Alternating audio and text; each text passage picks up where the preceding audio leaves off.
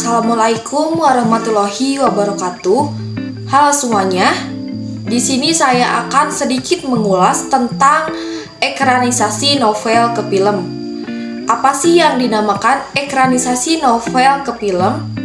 Ekranisasi yaitu suatu proses pemindahan atau pengangkatan sebuah novel ke dalam film. Proses pemindahan tersebut mengakibatkan berbagai perubahan.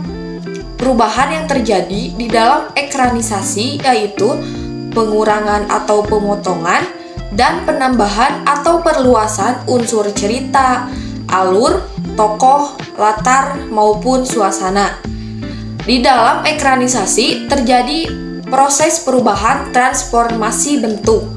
Jika di dalam novel, ilustrasi penggambaran dilakukan dengan media bahasa atau kata-kata, sedangkan di dalam film semua itu diwujudkan melalui gambar-gambar bergerak atau yang dinamakan audio visual.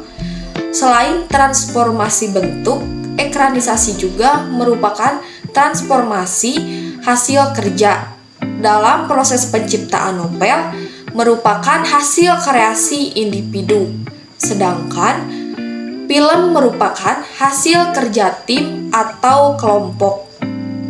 Salah satu novel yang diangkat ke layar lebar adalah Surat Kecil Untuk Tuhan karya novelis muda yang bernama Agnes Davonar. Surat Kecil Untuk Tuhan adalah sebuah novel yang diangkat dari kisah nyata perjuangan seorang gadis remaja Indonesia berusia 13 tahun bernama Gita Sesa Wanda Cantika atau yang dikenal dengan Keke. Keke melawan kanker ganas jaringan lunak pertama di Indonesia. Kanker itu menyerang wajahnya yang cantik dan menjadikannya seperti monster. Bahkan dokter pun menyatakan kalau hidupnya ini hanya tinggal beberapa bulan saja. Tak mau menyerah, sang ayah terus berjuang agar anaknya ini lepas dari vonis kematian. Perjuangan sang ayah menyelamatkan putrinya begitu mengharukan. Keke yang menyadari hidupnya akan berakhir, kemudian menulis surat kecil untuk Tuhan untuk yang terakhir kalinya.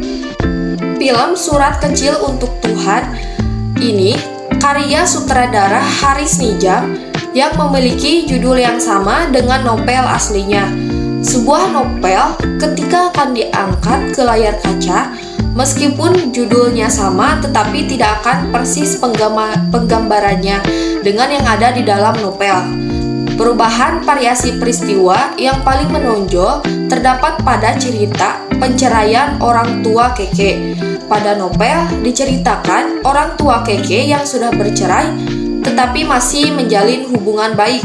Sementara pada film diceritakan bahwa orang tua Keke yang sudah bercerai ini selalu bertengkar dan saling menyalahkan. Novel dan film Surat Kecil Untuk Tuhan ini memiliki persamaan dari segi episode cerita yang terletak pada episode Keke yang mulai merasakan sebagian wajah sebelah kirinya mulai membengkak. Di dalam novel dan film Surat Kecil Untuk Tuhan memiliki perbedaan juga, yaitu pada episode awal Surat Kecil Untuk Tuhan karya Agnes Davonar diceritakan tentang Keke yang memperkenalkan dirinya, mengingat kenangan tentang keluarganya, penceraian orang tuanya, hobinya, kesukaan dan sekolah barunya. Sedangkan pada film Surat Kecil Untuk Tuhan karya sutradara Haris Nijam, Keke bermonolog mengenai dirinya sambil membuat puisi karyanya dan menempelkannya di majalah dinding sekolah. Ada 69 episode cerita yang terdapat pada novel Surat Kecil Untuk Tuhan karya Agnes Davonar yang tidak ditampilkan di dalam film Surat Kecil Untuk Tuhan karya sutradara Haris Nijam.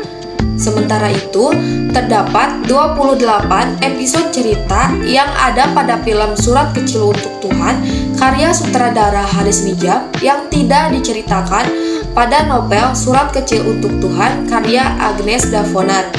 Selanjutnya, terdapat 33 episode cerita yang sama-sama ada di dalam novel dan film Surat Kecil Untuk Tuhan tetapi terjadi perubahan variasi peristiwa, tokoh, dan latar.